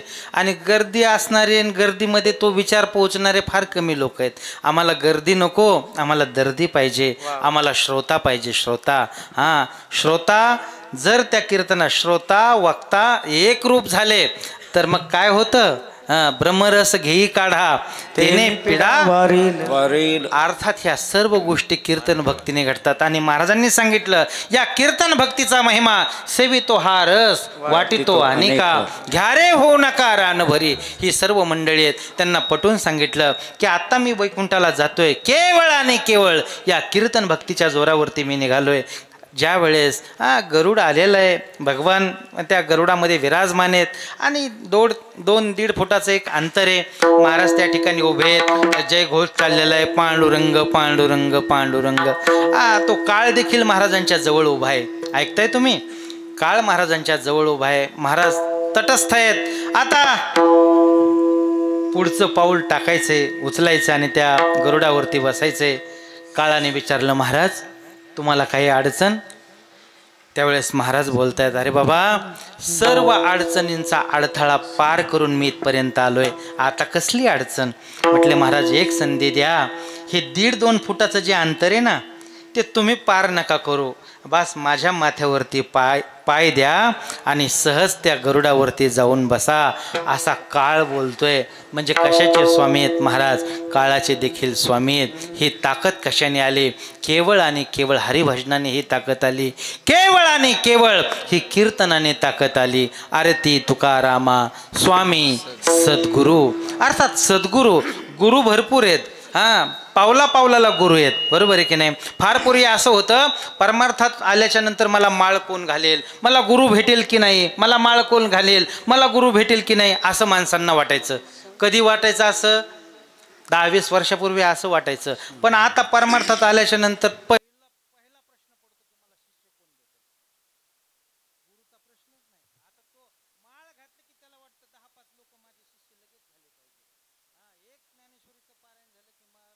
ज्ञानोबाऱ्यानंतर आता मीच आहे, दुसरं मध्ये कोणीच नाही. अशा आविर्भावामध्ये जगणारे माणसं का कमी आहेत का या परमार्थामध्ये? हां, सद्गुरू त्यांना म्हणायचं नाही. अर्थात गुरुगुर करणारे पावला पावलाला भेटतात, पण जो श्रोत्रिय ब्रह्मनिष्ठ आहे, हां कृपाळू आहे, उदार आहे, जो शिष्याचं हित जाणणार आहे. तुम्ही मला सांगा ना, शिष्यांच्या शाखाच्या शाखा निर्माण करायच्या कशासाठी? बरं ते फेसबुकला पण बघा, माझं भक्त मंडळ. अरे हां, प्रचंड भक्त मंडळ आहे का? हां, प्रचंड भक्त मंडळ. पण ते भक्त मंडळीचा उपयोग काय बाबा? तोही नरकाला चालला आणि त्यांना पण घेऊन चालला. तुम्हाला सांगू, सद्गुरू धाम या जगातलं एकमेव धाम म्हणजे फक्त आणि फक्त जगद्गुरु तुकोबाराय. आरती तुकारामा स्वामी सद्गुरु धामा. सच्चित आनंद मूर्ती, सच्चित आनंद सद्रूप चिद्रूप आनंद रूप. तुम्ही मला सांगा, आनंदाची कधी मूर्ती असते का? आणि जर आनंदाची मूर्ती असेल तर ती विसर्जित होईल. पण या जगामध्ये एकच आनंदाची मूर्ती आहे आणि ती म्हणजे जगद्गुरु तुकोबार आहे. कैवल्याचा एकच पुतळा आहे आणि ते म्हणजे संत सम्राट ज्ञानेश्वर महाराज. हां, कैवल्याचा पुतळा प्रगटला. कैवल्याचा कधी पुतळा असू शकत नाही, पण या जगामध्ये कैवल्याचा एकच पुतळा आहे आणि ते म्हणजे ज्ञानेश्वर महाराज. आनंदाची एकच मूर्ती आहे आणि ते म्हणजे जगद्गुरु तुकोबार आहे. आरती तुकारामा स्वामी सद्गुरु धामा. सच्चिदानंद मूर्ती पाय दाखवी आम्हा. बघा, लोकांनी पाय दाखवा म्हटलं पाहिजे, नाही तर बऱ्याच वेळा महाराज लोकांना अशी सवय असते, पाय पुढं करूनच बसतात ते. हां, कधी कोण आमचं दर्शन घेईल? अहो कशासाठी? तुम्हाला सांगू का, श्री गुरु मामासाहेब दांडेकर ज्या वेळेस लोक दर्शनाला असे कितीतरी मोठे महात्मे आहेत, त्यावेळेस ते त्यांच्या पायावरती टोपी म्हणा, रुमाल म्हणा. परमपूज्य सद्गुरू धुंडा महाराज कधी ते आपले पाय समोर करत नव्हते, त्या पायावरती उपरणं असायचं आणि मग लोक दर्शन घ्यायचे. असं जुन्या माणसांचं सांगणं आहे. कधी पाय पुढं करून बसले नाही, पण सामान्य माणसं पाय पुढं करून बसतात काय आणि पाय लांबून बसतात काय? बघा ना, सर्व कीर्तनामध्ये देव उभा असतो म्हणतात. म्हणतात म्हणजे आहेच. ऐकताय तुम्ही? टाळकरी उभे, पखवाज वादक उभे, श्रोतेही मनाने उभेच असतात, पण कीर्तनकारच बसलेला. बरं व्याधी असेल तर ठीक आहे, त्या गोष्ट सोडून, पण तरुण माणसं सध्या कीर्तन बसून करण्याचं फॅड निघाले. कशासाठी? नाही बाबा, त्यांनी सन्मान नाही, त्यांनी मान नाही. खरं सांगू का, इथं मान सन्मान हरवून सर्व गोष्टी सोडून आपल्याला इथं यायचं आहे आणि एक करायचं. या श्रोत्यांची भावना इतरत्र कुठं जाऊ द्यायची नाही, त्यांची भावना एक करायची आणि ज्ञानोबाऱ्यांच्या जवळ, तुकोबाऱ्यांच्या जवळ त्यांची श्रद्धा घेऊन जायची. त्या श्रद्धेचा आपण उपभोग कधी घ्यायचा नाही. खऱ्या अर्थाने कीर्तनकाराचं हे काम आहे, जेणेकरून अंतरी श्री हरीची आयशी. लोक म्हणतात काहीतरी कीर्तनाची मर्यादा करा, काहीतरी मर्यादा करा. अहो मर्यादा कधीच घालून ठेवलेली आहे, फक्त आपण त्या मर्यादेकडे जात नाहीत, आपण ते वाचायला तयार नाहीत. खऱ्या अर्थाने पाय दाखवी आम्हा, आम्हाला तुमच्या चरणाचं दर्शन घेऊ द्या. पाय दाखवा आरती तुकारामा, स्वामी सद्गुरु धामा, सच्चिदानंद मूर्ती, पाय दाखवी आम्हा. आणि आता शेवटी रामेश्वर भट्ट तुलना करतायत. अर्थात ती कोणाबरोबर ती तुलना करतायत? राघवे सागरात पाचान तारी रे, राघवे सागरात पाचान तारी रे, पाचान तारी रे, राघवे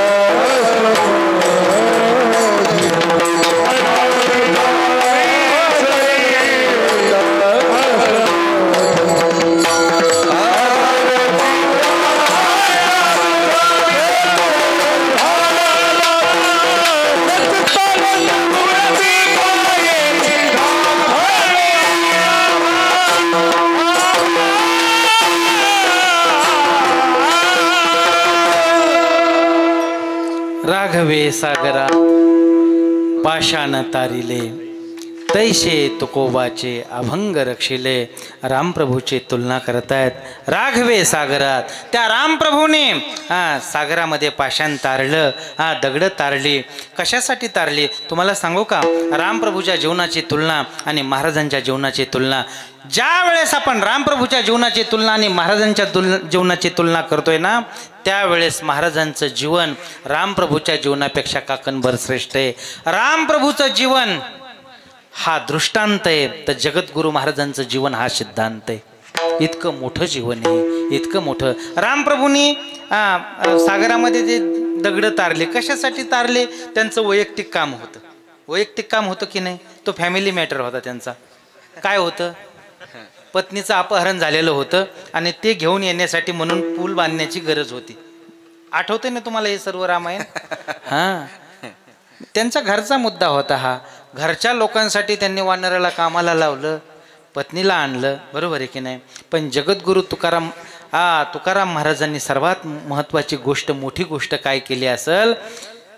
रामप्रभूंनी सेतू बांधला, ते सागरातून सेतू बांधला, आणि जगद्गुरु तुकोबारायांनी सेतू बांधला, अभंगरूपी सेतू बांधला, तो भवसागरातून बांधला. सांगू महत्वाची गोष्ट आणखी, रामप्रभूंनी सेतू बांधला, तो वानरासाठी बांधला, आणि जगद्गुरु तुकोबारायांनी सेतू बांधला, तो नरासाठी बांधला, नरासाठी बांधला. त्यांनी त्यांच्या वैयक्तिक कामासाठी बांधला, आणि यांनी मात्र जगत उद्धारासाठी बांधला. कार्य करीतसा चिंता भवसागर तरता, कार्य करीतसा चिंता पैल उभा दाता. या आणि तुम्ही शरण जा. या संसारामध्ये तुम्ही अस्ताव्यस्त फिरताय, अंधाऱ्या रात्रीमध्ये चाचपडताय. अरे ही अंधारी रात्र आहे, काळ रात्र आहे संसार. ज्या संसारासाठी तुम्ही रात्रंदिवस तडफडताय, चळफड चालू आहे आपली, धावाधाव चालू आहे, करी अशी धावाधावी, चित्त लावी चरणापे नाही. रात्रंदिवस संसाराच्या दिशेने चित्त चाललेलं आहे आपलं, भरकटलंय चित्त आपलं. पण आपल्याला तरुण जाण्यासाठीचा उपाय म्हणून जगद्गुरु महाराजांची ही गाथा आहे. गाथा आहे. आपण संसारिक आहोत, संसार करायचा आहे आपल्याला. आपल्याला संसार काही सोडायचा नाही. झालं आपलं कीर्तन, ऐकताय तुम्ही? फार महत्त्वाचा मुद्दा बोलतोय, समारोपाचा मुद्दा आहे, फार महत्त्वाचा मुद्दा. ज्या वेळेस आपण संसार करतोय त्या संसारातून आपल्याला परतावा मिळत नाही. आपण वारंवार कीर्तनात ही गोष्ट बोलत आलोय. पण तुम्हाला खरंच सांगू का, जर आपण गाथेची कास धरली तर आपल्याला या संसारातून तरुण जाता येईल. गाथेची कास धरणं फार महत्वाची. जगद्गुरु महाराजांनी सेतू बांधला, तो कशासाठी? सर्वसामान्य संसारिकाला तरुण जाण्यासाठी. अरे हा सर्वसामान्य समाज कधी साधना करेल? योगाची साधना जमणार नाही, कर्माची अतिसूक्ष्म साधना जमणार नाही. ज्ञान फार अवघडे. उत्तिष्ठत जाग्रत प्राप्य वरांनी बोधत सुरक्षधारा निष्ठा दुरत्या दुर्गम पथस्तत कवयो वदंती. ज्ञानाचा मार्ग इतका कठीण आहे. हे माणसं कधी साधना करतील? फक्त त्यांनी एकच करायचं. काय करायचं? गाथा वाचायची. एकच करायचं, ज्ञानेश्वरी वाचायची. ज्ञानेश्वरीवर बोट फिरवता फिरवता ज्ञानेश्वरी एक दिवस आपल्या बोटाला धरून आत्मप्रकाशाच्या मंदिरामध्ये प्रवेश करेल. ज्ञानेश्वरीचं बोट फिरवणं गरजेचं आहे. गाथेवरून बोट फिरवणं गरजेचं आहे. आपण ज्या संसारामध्ये राहतोय ना, ऐका मायबाप, त्या संसारामध्ये प्रेमाचा परतावा कधी मिळत नाही. रात्रंदिवस आपण त्या संसारासाठी झटतोय ना. एवढा सेतू बांधला, पण त्या सेतूकडे आपलं लक्ष नाही. आपलं रात्रंदिवस लक्ष कुठे आहे? संसार मोठा करण्यासाठीचे म्हणून लक्ष आहे. तुम्हाला एक सत्य घटना सांगतो. राळेगण सिद्धी सर्वांना माहिती. राळेगण सिद्धी कोणाचं गाव? अण्णा हजारेंचं गाव. त्या ठिकाणी श्रीनिवास काका म्हणून होते. ऐका, झाला माझा मुद्दा, महत्त्वाचा मुद्दा आहे. ते श्रीनिवास काका पुण्यामध्ये राहायला होते. पुण्यामध्ये राहायला होते, एक मध्यमवर्गीय कुटुंब. पण त्या ठिकाणी मुलांचं शिक्षण करायचं, मुलांना मोठं करायचं, काहीतरी त्यांना नोकरी लागली पाहिजे. माझं जीवन हे सामान्य जीवन. अरे मी लोकांच्या घरामध्ये काम केलं, लोकांच्या दारामध्ये काम केलं, लोकांच्या समोर हात पसरले. माझं जीवन हे सामान्य, दैन्य परिस्थिती, गरीब परिस्थिती, सर्वसामान्य जीवन आतापर्यंत जगलो. पण माझ्या मुलाला सामान्य जीवन जगण्याची वेळ यायला नको म्हणून पुण्यासारख्या ठिकाणी गेले आणि मुलांना त्या ठिकाणी शिक्षण द्यायला सुरुवात केली. सर्वात महत्त्वाची गोष्ट, मुलंही हुशार होते. 5वीमध्ये पहिला नंबर, 7वीमध्ये पहिला नंबर, 10वीमध्ये पहिला नंबर. मुलांचं शिक्षण पुढं चालू. आता मात्र काकांची परिस्थिती जरा हातबल झालेली. पुढच्या शिक्षणासाठी जवळ पैसे नाहीत. काका राळेगण सिद्धीला आले आणि काही आपल्या मित्रांना म्हटले की बाबा 4-2 एकर माझी जमीन आहे, मला ती विकायची. असं म्हटल्याच्या नंतर मित्रांनी सल्ला दिला की बाबा तू कशाला जमीन विकतो? जमीन विकू नको. अरे शेवटी ते राहू दे, तुला कशासाठी विकतो? आता मुलांच्या शिक्षणासाठीच म्हणून काही कर्ज घे, लोन घे, काहीतरी कर, भागाव कर, पण जमीन विकू नको. त्यावेळेस काकांनी सांगितलं आत्तापर्यंत मी भागवीमध्येच माझं जीवन काढले, आता मात्र ती पुढं सरकायलाच तयार नाही. आता जमीन विकल्याशिवाय मला पर्याय नाही. मग काकांनी ती जमीन विकली. पुढं मुलांचं शिक्षण चालू झालं. मुलं चांगल्या कॉलेजला गेले. त्याच्यानंतर मुलांचं आणखी चांगलं शिक्षण, IT क्षेत्रामध्ये शिक्षण झालं. नंतर त्यांना IT क्षेत्रामध्ये नोकरी लागली. पुण्याला नोकरी, भल्या मोठ्या पगाराची नोकरी.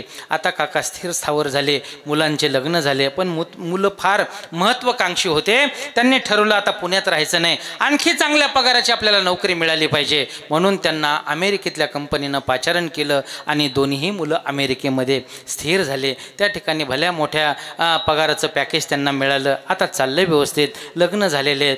त्या दोन्ही मुलांनी सांगितलं की काका तुम्ही एकटे कुठपर्यंत राहता, आमच्यासोबत आता तुम्ही अमेरिकेत चला. काका आणि काकी दोघांना घेऊन अमेरिकेत ते गेले. ऐका, फार महत्त्वाचा मुद्दा आहे. ज्या वेळेस ते अमेरिकेमध्ये गेले, बघा एक गोष्ट सांगू का तुम्हाला, एक 4-6 महिन्याचा काळ व्यवस्थित गेला, पण नंतर मात्र नवीन विचार आणि जुने विचार याचं कधीही पटत नाही. किती माणसं मोठे असू द्या, किती संपन्न असू द्या, घरामध्ये भांडणं आहेत, कुरकुरी आहेत, बोलणं आहे, नवीन विचार जुने विचार याचं द्वंद्व चाललेलं असतं. आणि तेच झालं.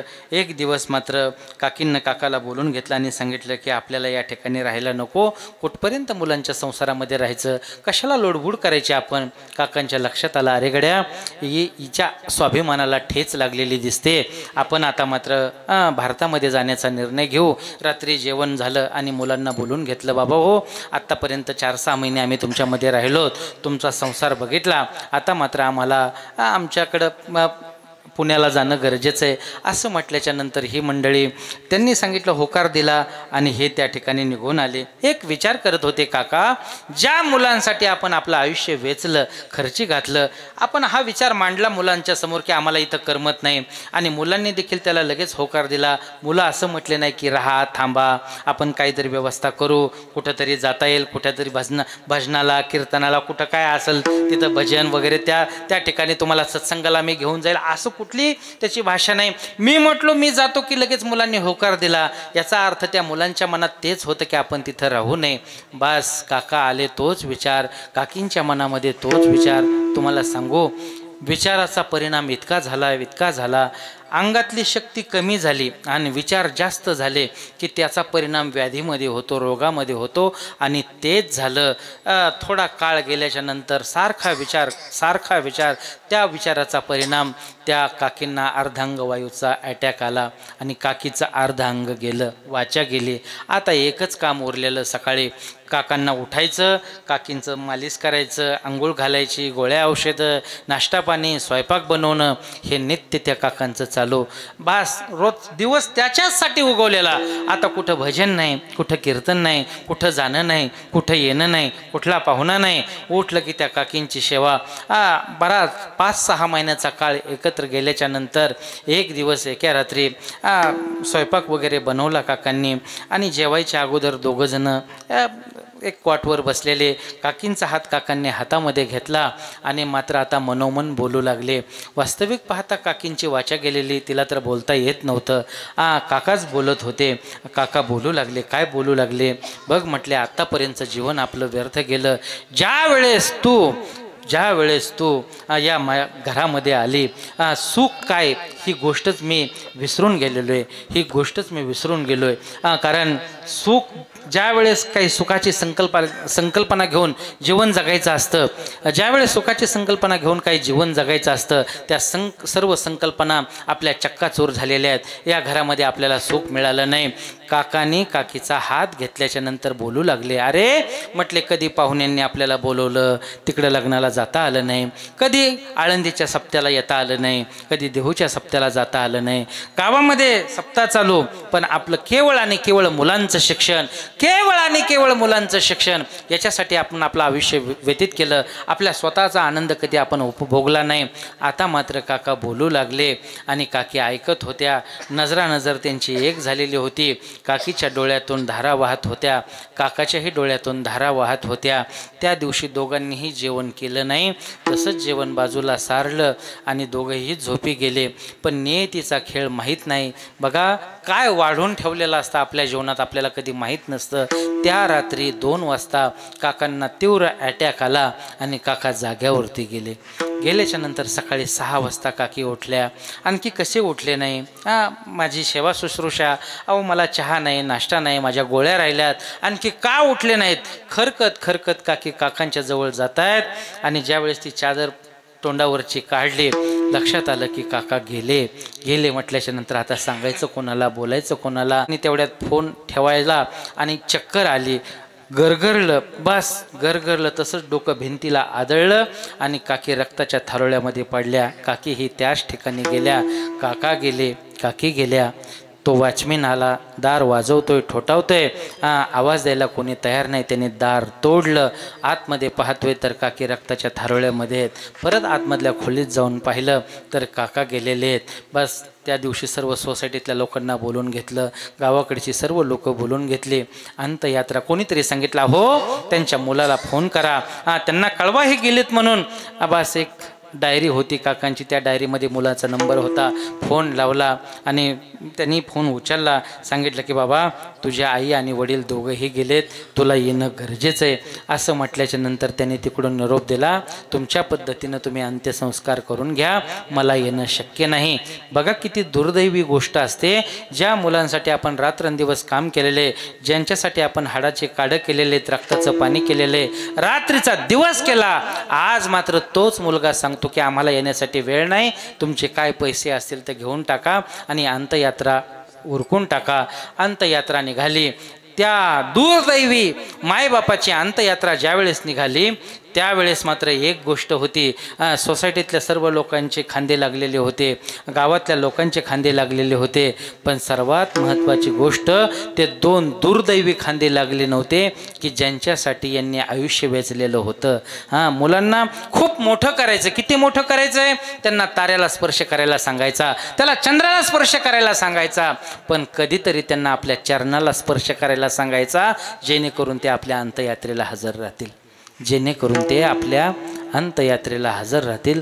असं दुर्दैवी जगणं कोणाच्याही वाट्याला येऊ द्यायचं नाही. जे आपण प्रेम करतोय ना, कोणावरती प्रेम करतोय, ज्या ठिकाणी प्रेमाचा परतावाच मिळत नाही अशा ठिकाणी आपण प्रेम लावतोय, अशा ठिकाणी बघा ना, आपण आपल्या आयुष्याचा अंगामध्ये शक्ती आहे, चांगला काळ आहे, त्यावेळेस जर आपण परमार्थाला जो काळ समर्पित केला तर खऱ्या अर्थाने आपलं चीज होईल. ही गाथा कशासाठी आहे? आपल्याला तरुण जाण्यासाठीची गाथा आहे. ही ज्ञानेश्वरी कशासाठी आहे? आपल्याला तरुण जाण्यासाठी.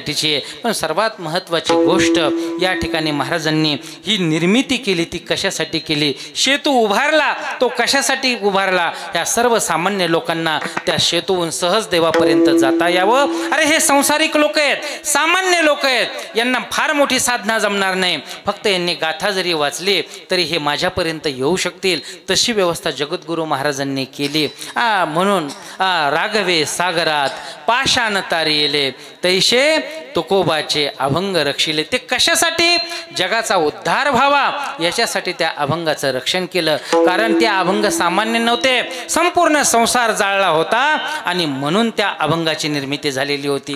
मग त्या अभंगाची निर्मिती झालेली होती. संसाराच्या पुष्टीसाठी गाथा नाही, संसाराच्या उत्कर्षासाठी गाथा नाही, तर आपल्या परमार्थाचा उत्कर्ष व्हावा, आपल्या जीवनाचा उत्कर्ष व्हावा त्याच्यासाठी म्हणून गाथेची निर्मिती. आणि शेवटी महाराजांची तुलना रामेश्वर भट्टांनी केली, ती कोणाशी केली? ब्रह्माशी तुलना केली. अर्थात तुकिता तुलने से ब्रह्मर्षि आले, तुकिता तुलने से ब्रह्मर्षि